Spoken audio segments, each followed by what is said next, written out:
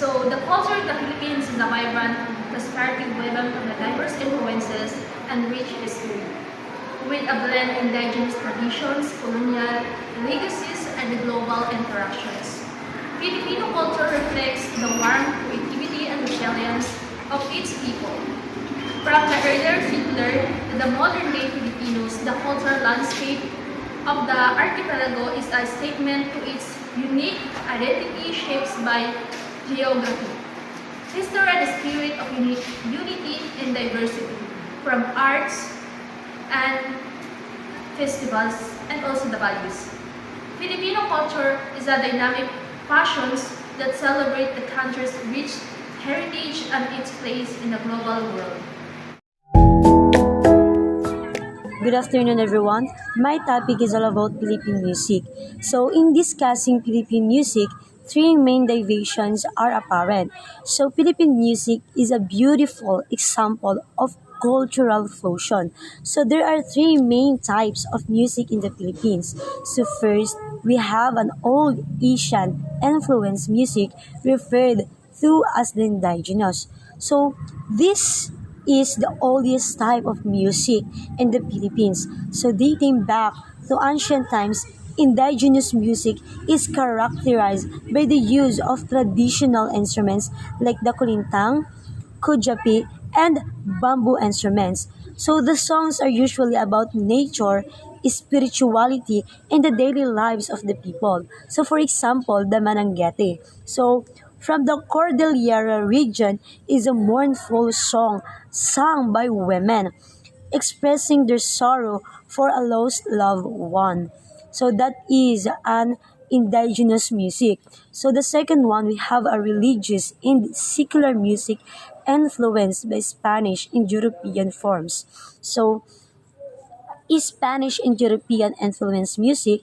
So this type of music began when the Spanish arrived in the Philippines in the 16th century.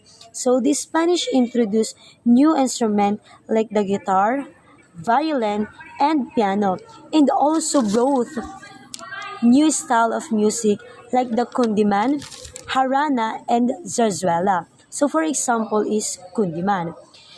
Kundiman is a type of romantic songs that express love, longing, and sadness. So, pag sinabi nating harana is a type of song used for courtship.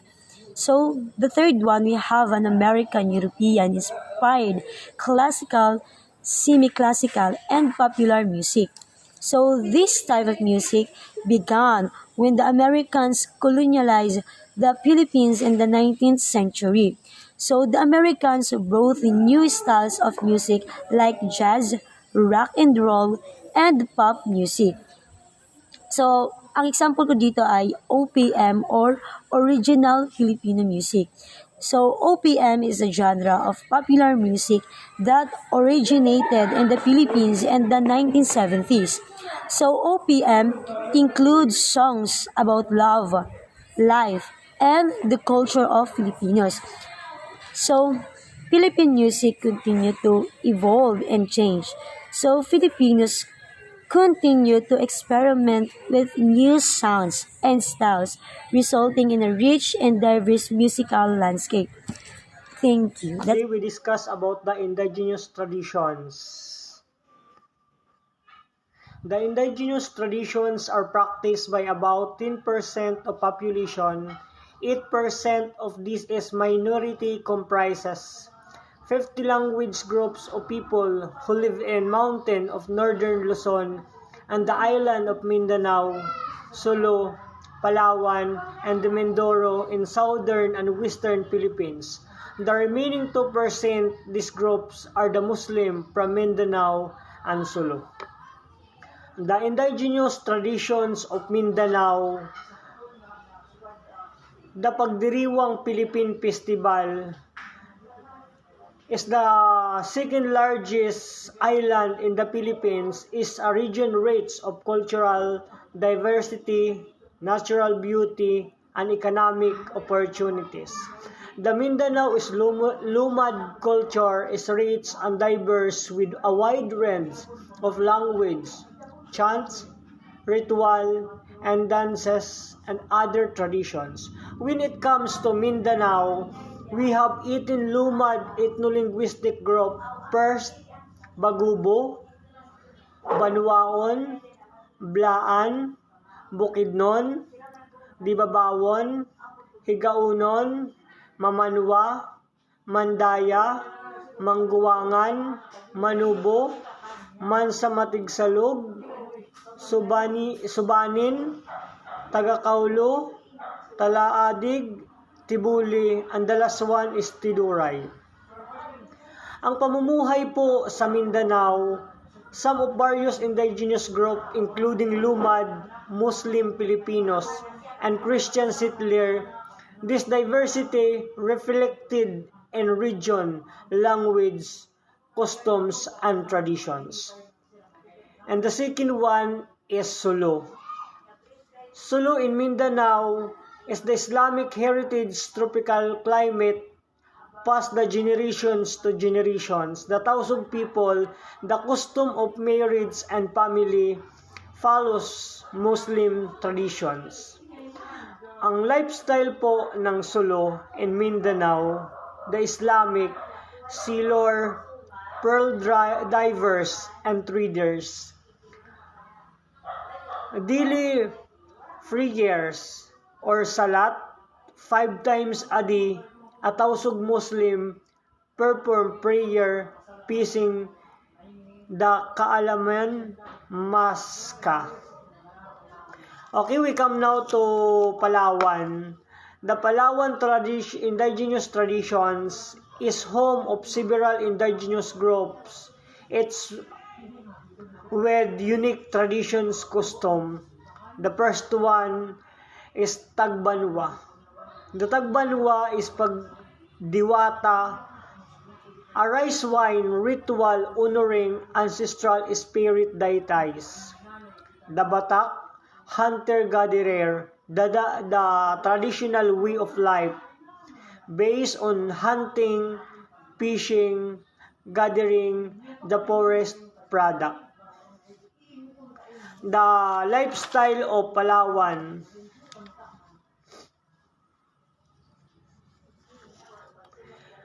And the last one is Mindoro. The indigenous traditions in Mindoro is Pandagitab, an annual festival, is a lively street dance adapting the basic steps and music of the original Pandango sa Ilaw. In Oriental Mindoro, carry on with traditions. Pandangitab was inspired by women carrying of lamps and the scent of their husband to fish out to the sea of the early dawn. The lifestyle of Mindoro, these Mangyans are skilled weaver and craftsmen producing intricate tribal finery, including basket, mats, and other items both functional and aesthetic. Thank you. The Spanish-European influence editions.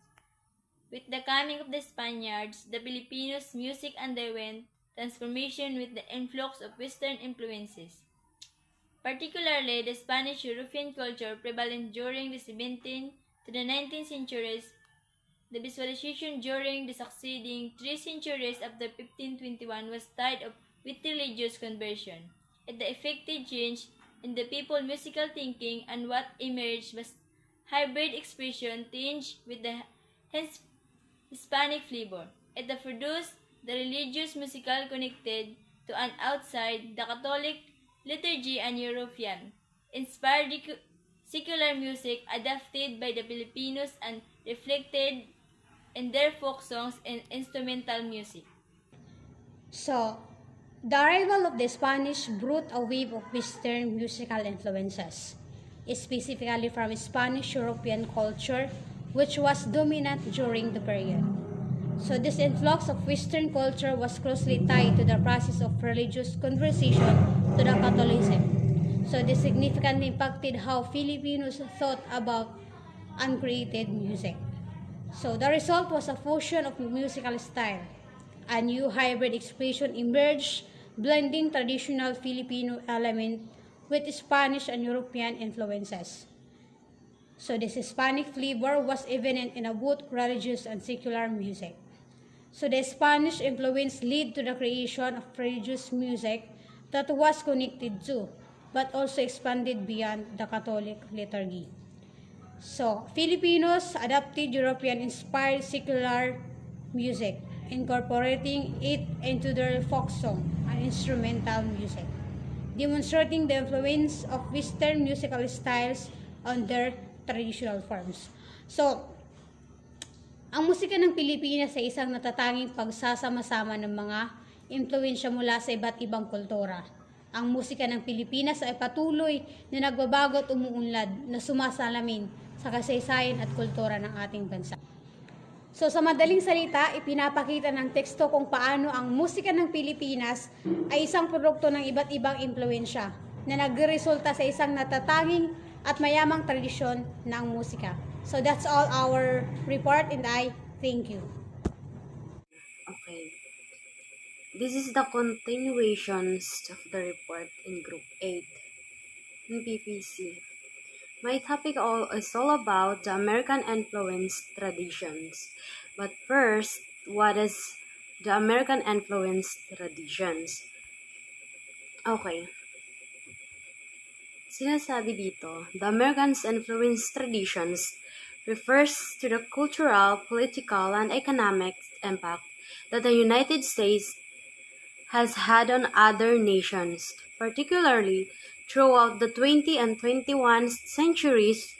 This influence encompasses various domains, including media, technology, politics, and cultural values. Understanding these traditions involves examining its historical roots, key components, and implications. Let's first, historic context. The first is economic growth. Isa ito sa influence ng American dito. Okay. The American influence traditions can be traced back to the post-World War II era when the United States emerged as a global superpower. Factors contributing to this influence include the first one, economic growth. Economic growth. After World War II, the US experienced significant economic expansions, which allowed it expert considerable economic influence globally.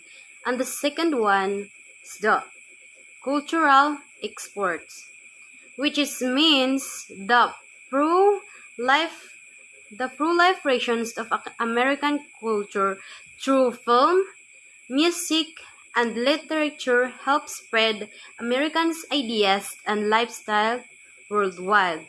And lastly, the political ideology, which means the promotions of democracy and capitalism as preferred governance and economic models become central to the U.S. foreign policy. And let's go to the key components of the American influence traditions.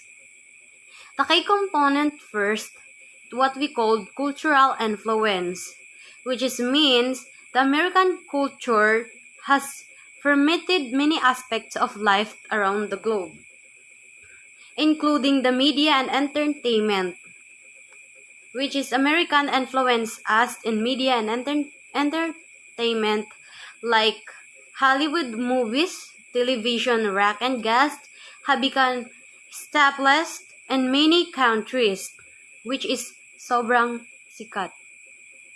And also, in cultural influence, we have a fashions and lifestyle, which is American trends in fashions, fast foods, and consumerism often set standard for global markets. And the second one is in the key components of American influence traditions, which is political influence. Political influence is all about the democratic and international organizations. which is the US has played a significant role in shaping political ideologies. The first thing in fully in fully in political influence is democracy promotions through various means. Okay, and including the let's come to democracy promotions, which is mean through various means, including diplomacy and foreign aid. The U.S. has sought to encourage democratic governance in different regions. We all know that democracy and political influence. Democracy means yung freedom natin or ganun. And then, international organizations and political influence. International organizations, the U.S. has been instrumentally in establishing and leading organizations like the United Nations or UN and NATO and the Worldwide Trade Organizations or WTO. And the key components, the last, is the economic influence in American influence traditions. But first, what is economic influence? Economic influence. The U.S. economic is one of the largest in world, and its policies often have global trends, which include global trade. Global trade, American companies dominate various industry and U.S. trade policy can significantly affect international markets.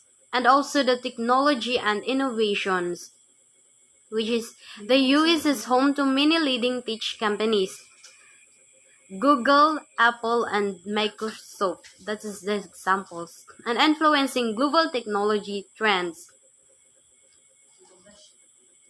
And lastly, the implications of American influence, including the soft power, criticism, and resistance. But the first is soft power. What is soft power first? Soft power, which is mean the concept of soft power, the ability to shape preference through appeal rather than the oceans. The oceans has been a significant aspect of American influence. This includes the cultural diplomacy, promoting American values and culture as a means of fostering positive intentions relations. And the second is the criticism and resistance, which includes in the implications of American influence traditions. Criticals and resistance, while American influence has often been welcomed, it has also faced criticism, like cultural imperialism. Some critics argue that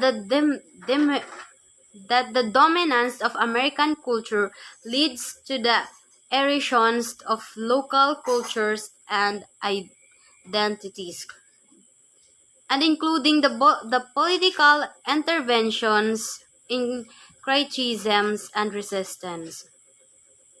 Political interventions, U.S. foreign policy decisions, especially military interventions, have often sparked backlash and resistance in affected countries.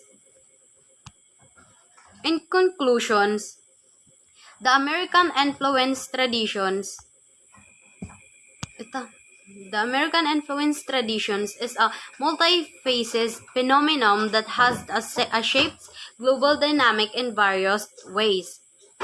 While it has contributed to the spreads of democracies, ideas, and culture exchange, it has also raised concerns about culture, imperialism, and political interventions. Understanding these traditions required a nuanced examinations of its benefits and drawbacks. Okay, that's all.